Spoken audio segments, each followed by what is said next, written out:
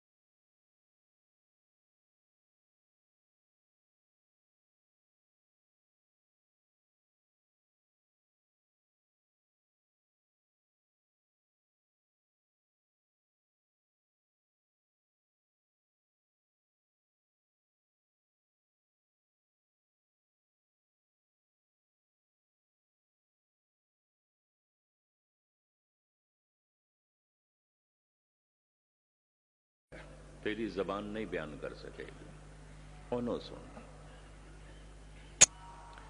तो फिर किस तरह सुनीए? इंद्रियां दे द्वार ते बाहर दी तरफ खुलदे ने। ये पुल होंदे ने, कुछ नहीं आउंदे। ये अंदर दी तरफ नहीं खुलते। जे अंदर दी तरफ खोलना भी चाहिए, बंद रहे। ये तो बाहर दी तरफ खुलते हैं, ये अंदर दी तरफ नहीं खुलते। इस वास्ते कहते ने ये इंद्रियां नहीं पहुंच सकदियां। ये इन्हां इंद्रियां दी खेड ही नहीं है।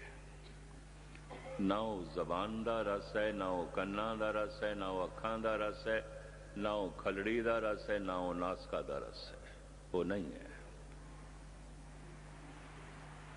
ये सारे रस फिक्के ने। बिखे बन फीका त्यागरी सखी है, नाम महारस पियो। ये सब फिक्के ने। फिक्के क्यों ने? एक भोजन, एक साग सब्जी का अज स्वाद आया है सवेरे, फिर फैसला किया नहीं शामी भी यही खाना, फिर शामी फिर फैसला किया कल सवेरे भी यही खाना है, फिर कल सवेरे यही फैसला किया है शामी। 4 दिन खादा है ते जो 5वें दिन अगों रख लिया है, वो रस नहीं, खत्म। कोई भी रस इंद्रियां का उन्होंने रोज रोज रिपीट करो, फिक्का हो जाता है। सिर्फ भोजन की गल नहीं, बाकी भी। एक संगीत की धुन सुनी, बड़ा रस आया है, फिर कहिए फिर सुना, थोड़ा रस खो गया, फिर कहिए फिर सुना, अद्धा रस खो गया, फिर चौथी पंजवीं दफा सुनिए, 6वीं 7वीं दफा सुनिए, खो गया रस, गल खत्म, खो गया। जो सुनदियां सुनदियां बिल्कुल फिक्का हो जाए, जो वेखदियां वेखदियां बिल्कुल फिक्का हो जाए, जो खांदियां खांदियां बिल्कुल फिक्का हो जाए, अगर बार बार रिपीट किया जाए, इनू कहते हैं पदार्थां दा रस। जो रोज रोज रिपीट करदियां वधदा जाए, वधदा जाए, वधदा जाए, जो रोज रोज दोहरांदियां वधदा जाए, वधदा जाए, जिहदी कोई सीमा नहीं, उन्होंने नाम रस कहते हैं। जो रोज रोज वधदा जाए, ये मनुख दे बोध दे च नहीं है। अज तक कोई साइंटिस्ट कबूल नहीं कर सकिया। मैं तो एक विज्ञानक बारे पढ़ के दंग रह गया। उसकी पत्नी अपनी पति की पसंद नूं वेख के 5वें दिन भी उस तरह का भोजन अगों रखदी, वो थाली चुक के परे मारदा, रोज रोज रोज रोज। कारण कि इतना स्वाद आया, उस विचारी ने समझा है इना चीज पसंद है, वो बनाती गई लाजमी। उन्हें 5वें दिन थाली चुक के परे मारे, रोज रोज रोज रोज रोज रोज इको ही चीज जो पहली दफा खाधी बड़ी स्वादी, रोज रोज खाधी फिक्की हो गई, रोज रोज वेख्या फिक्का हो गया, रोज रोज सुनिया फिक्का हो गया। जिन्हों रोज रोज वेखिए ते रस वधदा जाए, जिन्हों रोज रोज सुनिए ते रस वधदा जाए, जिन्हों रोज रोज छकीए ते रस वधदा जाए, वही परमात्मा रस है।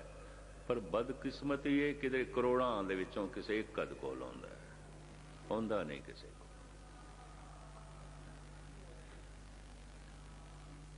कि फिर जिन्हां कोल होंदा है उन्होंने कहिए दसो, वो कहंदे ना कथ, गल खत्म। तो आम मनुख दुविधा च पै गए। बड़े बड़े ब्रह्म ज्ञानी अवतार नूं भी कोई कह दे वो प्रत्यक्ष करो, तो प्रत्यक्ष तो इंद्रियां का रस किया जा सकता, ले ऐ तो मुंह च पा तैनूं आ जाएगा, इस तरह का है। तो ऐसा तो प्रत्यक्ष प्रमाण कोई नहीं दे सकिया। इस वास्ते किसी अवतार नूं तत्ती तवी ते बैठना पिया, किसी ने चांदनी चौंक दे चपना सिर कटाना पिया, किसी नूं सूली ते चढ़ना पिया। नहीं खेड बनी, कोई प्रत्यक्ष प्रमाण नहीं है। नास्तिक होने वास्ते पूरी गुंजाइश है। मैं नहीं मानता। इस तरह के एक अध सज्जन ते दूजे तीजे दिन मैनू टकरदे ही ने, गैनी जी ये तो असी नहीं मनते। तो मैं कहा जोर कौन लांदा पे तुसी मनो? मैं किथे कह रहा तुसी मनो? जोर कौन ला रहे? नहीं मनते ना, बथेरी दुनिया नहीं मनती। आप जोर थोड़ी लाना है। क्यों फिर तुसी कह प्रत्यक्ष प्रमाण दो? है ही नहीं, है ही नहीं। सुन मन अकथ कथा हर नाम। किस तरह सुनी जाए? इनू भगत कबीर कहते ने मूंद लिए दरवाजे। जद मैं उस अनाहद नूं सुनदा, इन्हां इंद्रियां दे दरवाजे ते बंद ही कर देना। क्योंकि मन नूं ਸਰੋਤਾ बनाना है तो मन इन्हां इंद्रियां दे राही भज जांदा है, भज जांदा है।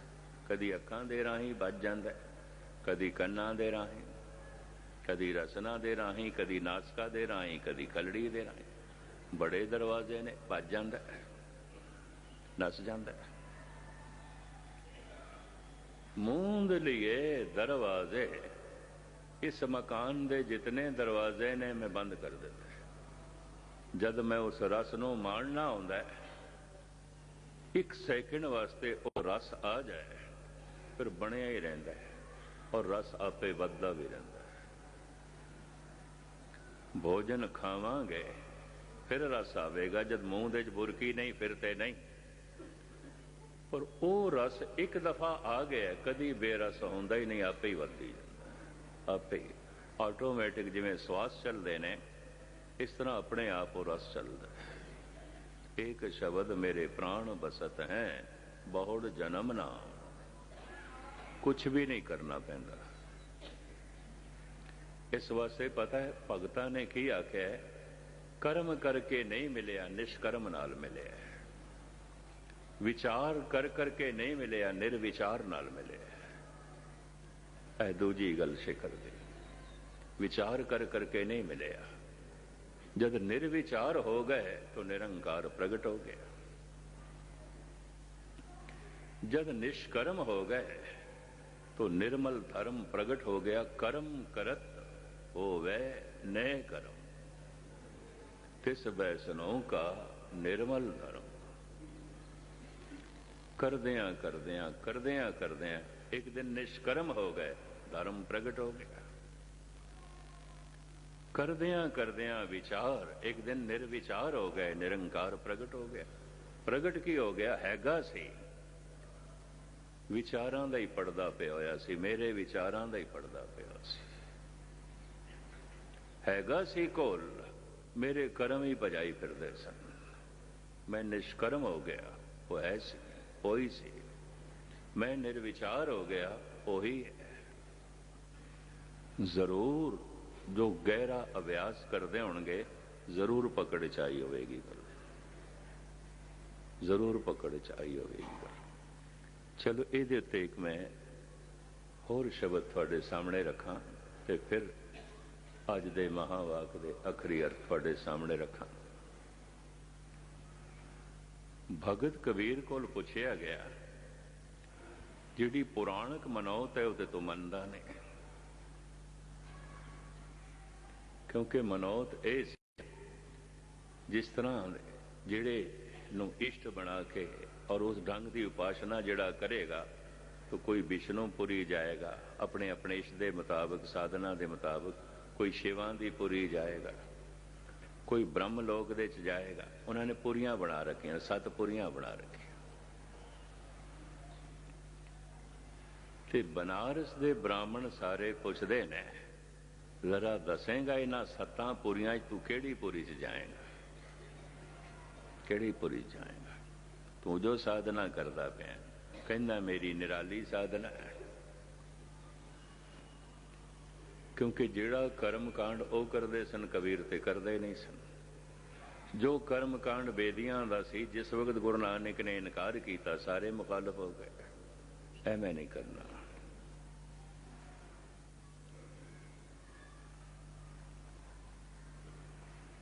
और हकीकत है, एक बहुत वड्डी सच्चाई है।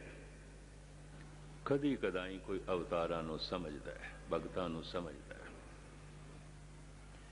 जिहड़ी साधना तुसीं करदे पए हो, क्योंकि साडियां पुराणिक मत अनुसार जिहड़ियां सतपुरियां ने, सपतपुरियां ने, तो तुसीं मनदे नहीं। फिर किहड़ी पुरी दे च जाओगे?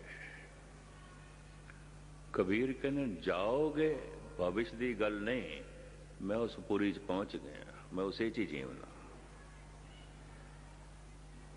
मरण तो बाद की जाना, जीवदियां जीओ मैनू पुरी नहीं मिली तो मर के की खाक मिलनी है मैनू। किहड़ी पुरी च जाओगे? ऐसा नहीं है असी पुरी च पहुंच गए, उसे च जी रहे हैं। तो हुण पुछण वाले पुछदे ने, उस पुरी दा नाम दसोगे? कबीर कहंदे ने बस एक शब्द विच कह सकदा, सहज है। मैं सहज दे च पहुंच गया। ये सहज की होंदी है, ये दसो। कबीर कहंदे ने उत्थे की नहीं होंदा, मैं ये दस सकदा। की नहीं है ये मैं दस सकदा, की है ये मैं नहीं दस सकदा। इहदे नाल हुण जिन्ने पंडित विद्वान, आखिर बनारस विद्वानां दा गढ़, चलो सानू इत्थों ही संकेत मिल जाएगा जिहड़ा तू दसेगा कि नहीं है। पहले ये दस उत्थे की नहीं है। जो जो असी मनदे हां वो ते तू मनदा नहीं। ते हुण तू आप कह रहे हैं कि जिथे मैं वसदा, जिस सहज अवस्था दे च मैं टिक गया, जिस पुरी दे च मैं रहना, मैं दस सकदा उत्थे की नहीं है। उत्थे की है मैं नहीं दस सकदा। उन्होंने इंज कहंदे ने, सहज की अकथ कथा है निरारी। वो ते अकथ है, मैं नहीं कह सकता, मैं इस जबान नाल नहीं बयान कर सकता। सहज की अकथ कथा है निरारी, तुल नहीं चढ़े जाए न मुकाती, हल्की लगे न भारी। मैं किसी नाल तुलना नहीं कर सकता, गल खत्म। कंपेयर नहीं कर सकता। किसी तो छोटा भी नहीं कह सकता, किसी तो वड्डा भी नहीं कह सकता, इस तरह भी नहीं कह सकता। चलो दसो की नहीं है उत्थे? क्योंकि उन्होंने मनिया होया इंद्र लोक मनिया है, ब्रह्म लोक मनिया है, शिवां दी पुरी मनी है, विष्णुपुरी मनी है, और बथेरियां पुरियां मनिया ने। और मरण तो बाद उत्थे जावांगे। कबीर कहंदे ने, जिहड़ा जीविया नरक दे च है, मर के भी नरक च ही जाएगा। बिरध हो गए ना, ते रोज रोज दे इल्जामां तो तंग आ गए सन। इल्जाम की सन? जिहड़े तीन वड्डे इल्जाम ने ना, ये कबीर ते लगे सन। कबीर ते कतल दा इल्जाम भी लग्या, कबीर ते दुराचार दा इल्जाम भी लग्या, कबीर ते चोरी दा इल्जाम भी लग्या। सोने दियां मोहरां सुट गए आप, उहदी छपरी च एक पासे, ते जाके थाने रिपोर्ट कर दी, साडी थैली चोरी हो गई है। कबीर आया सी, शक है, वो ले गए। मिल गई उहदे घरों पई सी, तो कबीर चोरी च भी पकड़िया गया सी। मेरा पकड़िया ही नहीं गया, सिकंदर लोधी ने सजा दी, जेल च पा दिता। चोरी का इल्जाम, यारी का इल्जाम, कतल का इल्जाम कबीर ते लगे। कबीर नूं ये सोचना पिया, ये इल्जाम लांदे रहणगे। हुण मैं बुढ़ा हो गया, बिरध हो गया, ते हुण मेरे कोल इन्हां नाल संघर्ष नहीं आउंदा, शरीर साथ नहीं देंदा। तो पता कि लोई नूं कहण लगे, आपां चलदे हां, बनारस छोड़दे हां। किथे चलीए? उत्थे चलदे हां जिथे पुरियां दे च रहण वाले ना हो। ये जिहड़ा सत्तां पुरियां च रहिंदे ने, ये ना हो, उत्थे चलना, नहीं ते तंग करनगे। तो ऐसी केड़ी जगह है? कबीर कहते मगहर, आपां मगहर चलते हैं। शायद आप नूं पता होवे मगहर दी धरती नूं सराप दिता गया है गणेश दा, ऐसा पुराणक मत है। जिहड़ा उत्थे मरेगा खोती दी जून जाएगा, कोई लंघदा ही नहीं। बहुत पुरानी गल है। गोरखपुर तो मैं मगहर जाना सी 15 मील का रस्ता, ते जिन्हां दी मैं गड्डी मंगी ਉਹਦਾ ड्राइवर कहने लगा मैं नहीं ले जा सकता, आप ड्राइव कर दे तो करो। मैं कहा मैनू रस्ते का नहीं पता। कहना मगर असी नहीं जाते, साडा दम किधरे निकल गया, खोते दी जून कौन जाए, असी उत्थे नहीं जाते। मैनू हैरानगी हुई।